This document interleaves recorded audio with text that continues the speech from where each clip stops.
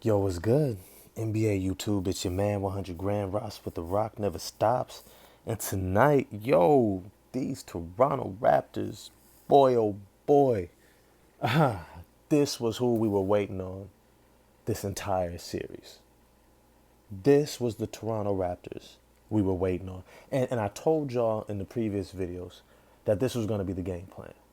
The game plan was going to be to run, run, run, run. Because if you can wear down Joel Embiid, you can neutralize his impact. And James Harden doesn't want to run. And the rest of that squad outside of Tyrese Maxey and maybe Matisse Thybulle doesn't have the legs to run with them. They don't have the legs to keep up with the athleticism of the Toronto Raptors. And we're seeing it unfold. We're seeing it unfold. You know, I thought that Toronto was going to pick up one within the first three and not go down 3-0. But I saw the Toronto Raptors coming on stronger in the back end of this series. Now, I thought they were going to be able to get them up out of there sooner, though. But this is looking beautiful. Beautiful. Because the reality is, even if Philly comes back and wins, right? Toronto has shown the NBA something. The Toronto Raptors have shown themselves something. Let's be clear. One, the Toronto Raptors have the Rookie of the Year, the most consistent, two-way playing, elite, offensive and defensive player out of the rookie class. It's interesting because when he came into the NBA, everybody doubted his offense. And immediately he showed you advanced footwork, great agility, slashing to the basket off the dribble, post moves, finishing with both hands, great playmaking, the ability to facilitate and to literally play point guard as a rookie in the NBA. He's more than earned Rookie of the Year. But on top of that, they have a cornerstone. They've got a player who probably has more potential than anyone else on this team right now. And yet, that's not where this ends. Let's not forget they also introduced their next all-star in Fred VanVleet this year, who, if he hadn't started running into the knee issues, probably would be destroying the league right now and running amok in these playoffs, right?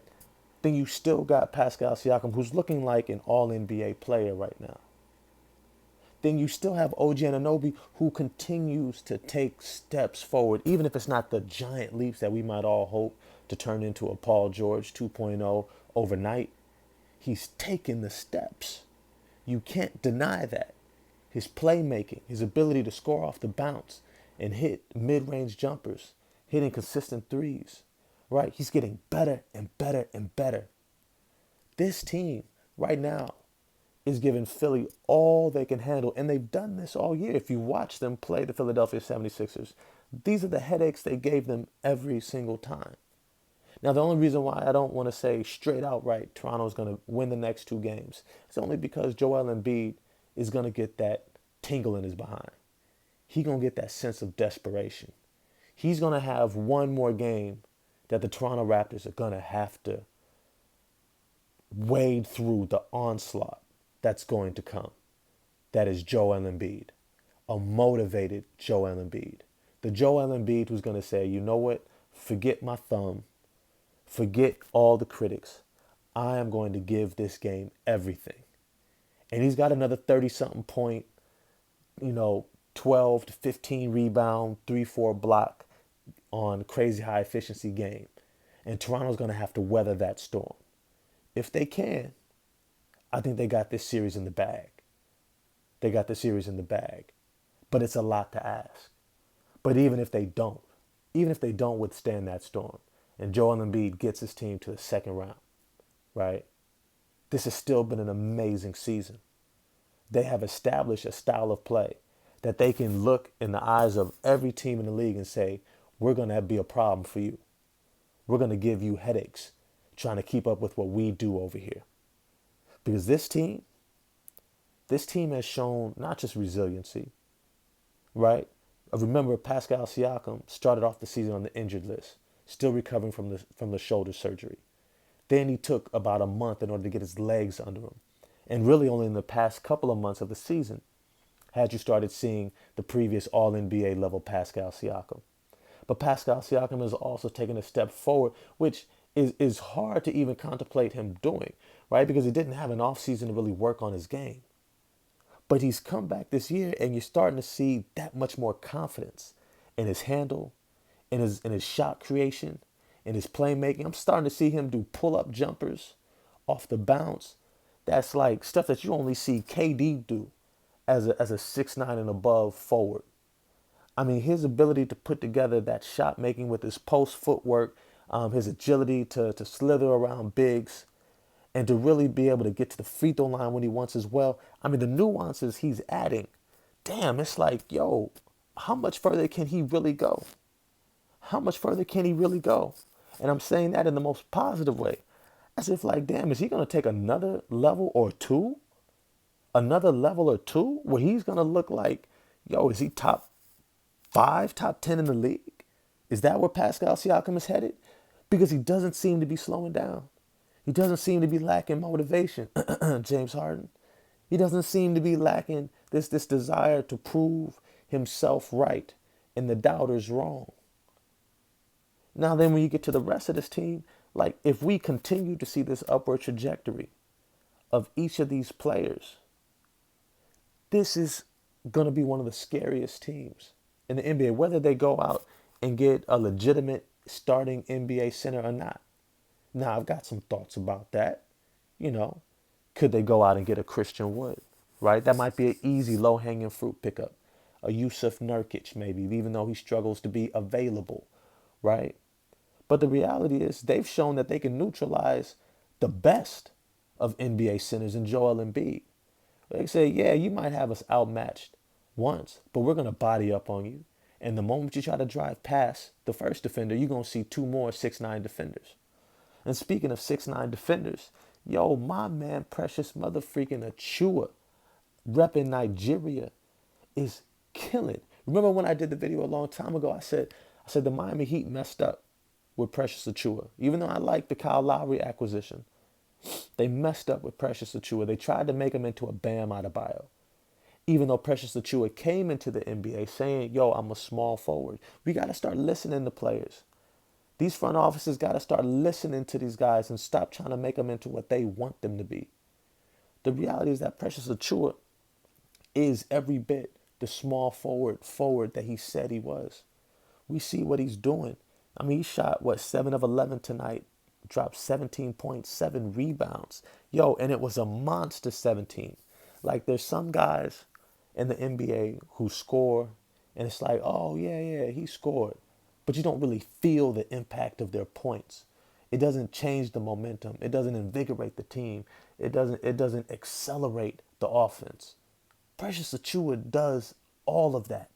Every dunk, every three, every time that he looked to take Joel Embiid off the bounce. Remember early in the series, he was kind of like unsure of himself trying to attack Joel Embiid. And now we see him, yo, he's giving him the jab cross, little pump fake, going at him, drawing fouls, using his speed and quickness and agility like Siakam would. Precious Achua, it's hard to even imagine just what his ceiling is.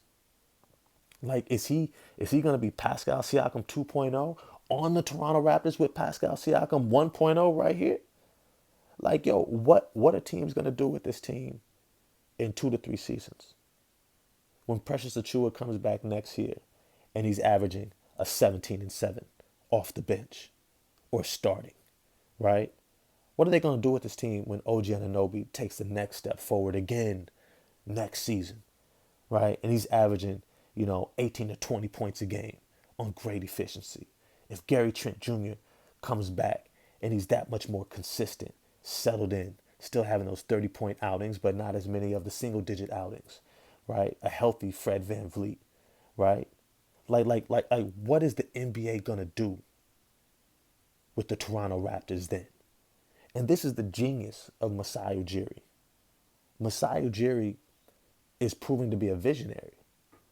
He's not just somebody who's a organizational genius and understands how to utilize team chemistry, continuity, and how to leverage creating opportunity and believing in guys and letting them know that he believes in them in order to get the maximum out of their potential, in order to truly maximize what they can do on the court, right? He doesn't just do that, but he's actually been able to look past what the NBA has been doing for all these years. And he said, you know what? I come from a continent. I come from a people. I come from a land of untapped potential. And you know what? I'm going to be the first one to start mining out diamonds out of this potential. I'm going to be the first one. Hey, look out if the Toronto Raptors grab somebody like Wenyen Gabriel, who's on the Los Angeles Lakers right now. My man, I think he's from the Sudan, right? He's another 6'9" wing player who could defend guards and defend forwards, who's still growing into his body. Played for the University of Kentucky, right? Great athleticism, shooting touch. And imagine him in this system where you have a roster, a team, a coach, a system, front office that believes in your talent and says, we just want you to be great. We just want you to be great.